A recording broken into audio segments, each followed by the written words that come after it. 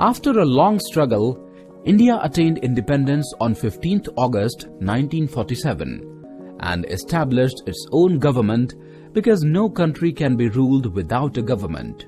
Now, for the first time, independence posed a challenge to the people of India. We had to face many questions. How does one form a government?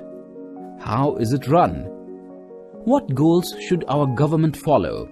What guidelines should we provide to our government? How do we put an end to poverty, ignorance, disease and inequality?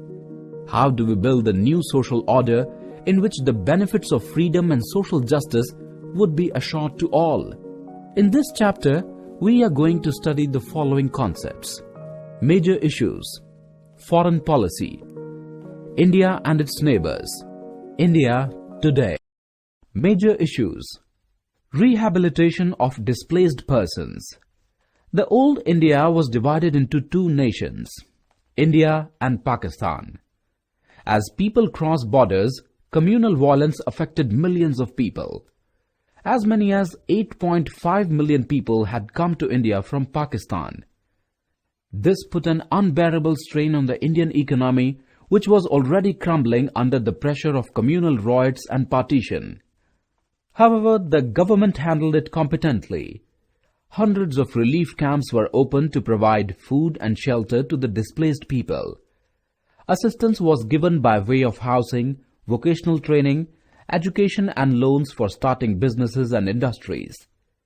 With the help of such measures, the problem of rehabilitation was gradually overcome. Integration of Indian states. Till the partition of the country, the political map of India represented two categories of states, princely states and those of British India. The princely states were under the paramountcy of the British Crown. With the transfer of power, this paramountcy lapsed and princely states were free to decide their future relationship either with India or Pakistan. But with such territorial fragmentation, Indian unity was impossible. The task of integration was therefore of an urgent nature and called for courage, skill and statesmanship of the highest order.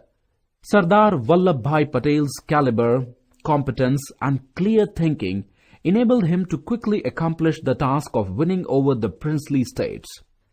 Hyderabad, Junagadh and other difficult states were speedily integrated into the Indian Union, while Goa had to be persuaded by means of restrained military action. Our Constitution. The Indian Constitution can be described as a charter of freedom. It aimed at a democratic form of government. In keeping with the spirit of that pledge, the Constitution enshrines the supremacy of the will of the people and their resolve to secure for all citizens socio-economic and political justice, liberty of thought, expression, belief, faith and worship, equality of status and opportunity, and promotes the principle of fraternity, thus assuring the dignity of the individual and the unity of the nation.